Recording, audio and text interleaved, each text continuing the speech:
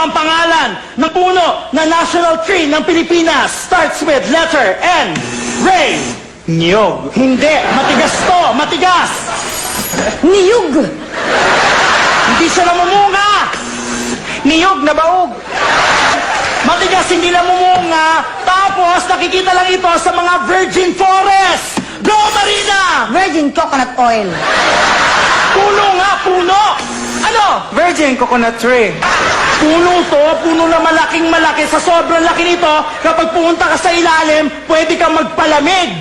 Go! Ice buko. Inig mabuti, sino ang nakapatay kay Magellan? Ang initials niya ay LL. Marina! Lito lapid. Ano ka ba? Hindi Pampanggenyo ang tinutukoy ko. Taga Cebu, Cebuano. Alam mo yan. Leto, lapid. Ano ba? Inuulit-ulit ang pangalan ng taong ito. Inuulit-ulit. Go! Leto, lapid. Maikli lang yung pangalan niya para nickname lang. Go! Lotlot. Nung pinatay nila si Magellan, marami siyang kasama. Lot and friends. Loka kayo? The correct answer is Lapu-Lapu. Lapu-Lapu and friends. Ang ibon na to ay ang national bird din ng Pilipinas. Starts with letter M. Ray. Manok. Hindi.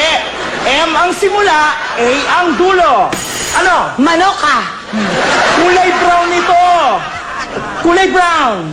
Ano? Litson manoka. Hindi. Ano ka ba? Brown ito na maliit na maliit. Go! Chicken cubes. Maliit na brown na may pakpak. Chicken cube with wings. At kailan pa nilagay sa pantry ang chicken cube? National bird ng Pilipinas. Ang sagot ay manok na bata. Walang masyadong natawa. Saan tayo madalas pumunta pag summer para maligo? It starts with a letter B. Ray. Banyo. Ay nako, hindi. Pag pumunta ka dito, maaarawan ka. Marina. Bubong. Hindi. Kapag pumunta ka dito, marami kang makikitang babaeng nakabikini. Ray. Beer house.